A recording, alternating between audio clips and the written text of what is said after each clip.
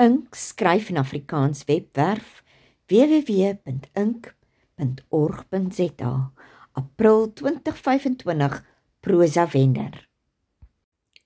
Gebreekte skakels uit die pen van Pieter Mostert. Bekend is die spreekwoord: 'n ketting is net so sterk soos sy swakste skakel. As ek praat van 'n ketting van die aarde, dan bedoel ek ekologiese ketting. Met die skepping van lewe op die aarde het God, na my mening, 'n volmaakte ekologiese ketting vir die voortgesette versorging en instandhouding van die aarde uitgewerk. Daarna het hy die mens geskape uit die stof van die aarde en die mens aangestel as sy rentmeester op aarde. God se opdrag aan die mens was en is nog steeds om die aarde te bewerk en te bewaak met behulp van die ekologiese ketting wat hy vir die volhoubaarheid van die aarde uitgewerk het, om as riglyn te dien wat die mens in sy bestuur van die aarde moet volg. Ek moet egter toegee dat agnostici of ateïste hul eie siening en geloofsoortuigings oor die aarde en sy welstand hou. Gevolglik leef hulle volgens hul eie oortuigings om harmonie met die aarde te kan bereik, maar dit nou daar gelaat. Ek kyk na die problematiek waarmee ons te kampe het, vanuit 'n Christelike gesigshoek. Al wat die mens moes doen, was om hierdie deur God uitgewerkte ekologiese ketting, ekologiese sisteem, vir die aarde te bestudeer en in stand te hou.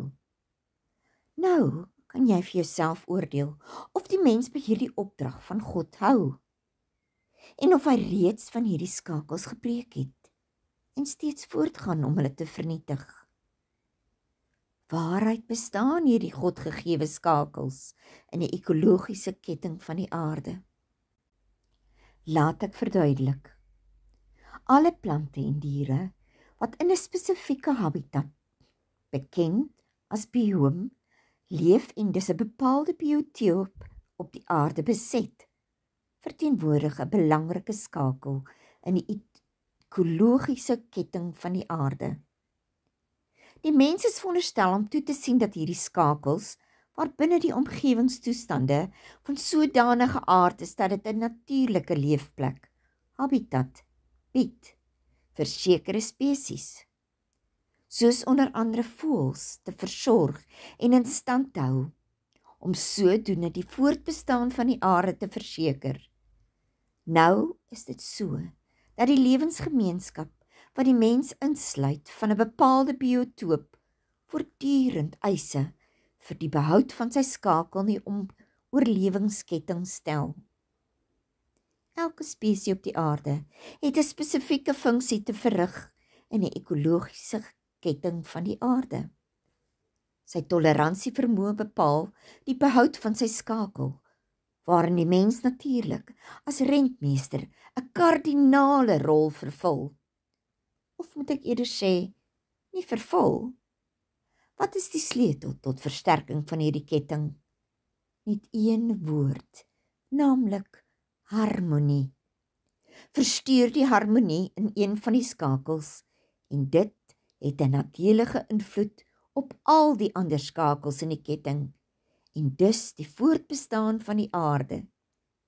Die mens is veronderstel om te sorg dat daar nie uitermate spanning op 'n spesifieke skakel in die ketting geplaas word nie, sodat dit nie breek en algehele uitwissing in die gesig staar nie. Die skrikwekkende wyse waarop die mens hom aanwas, as ook die technokratiese industrialisasie tesame met die kommerwekkende toename in armoede, voedselvoorraad en die vernietiging van natuurlike hulpbronne, het ongelukkig reeds verskeie skakels in voormelde ketting gebreek, terwyl van die ander skakels onder groot spanning verkeer. Die skakel wat die meeste onder geweldige spanning verkeer is, besoedeling van die aarde. Voorts is daar ook geweldige spanning op die skakels van gronderosie, vergiftiging van die aardbodem en daarmee saam die uitwissing van plante en diere. Ek persoonlik het 'n liefde en deernis vir die aarde en in besonder die ekologie, as ook 'n liefde vir voëls. Dus sluit ek hierdie meningsstuk af met die volgende gedig oor Rupel se aasvoël se skakel gebreek het en hy uitgesterf het. Gebreekte skakel. Ek soek na jou swewend aan die koepel van die hemelblou, maar ek sien jou nie meer daarbo nie. Jy wat so volmaak geskep was, met jou oranje-geel snabel, swart washuid en deurdringende bleekgeel oë. Ek mis jou. Jy met jou lang kaal nek, wat donserig grys-groen, kool gevlek ligpers verander, wanneer jy opgewonde raak.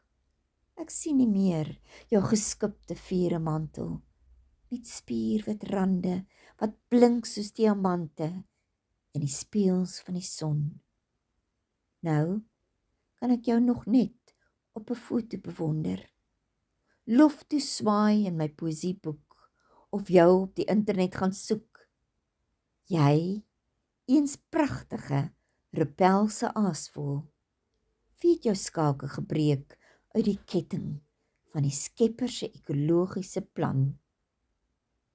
Ek nooi jou vandag uit, liewe leser, om met nuwe oë na die aarde te kyk en te sorg dat jou bestuur van God se ekologiese ketting in lyn is met die opdrag aan jou as rentmeester.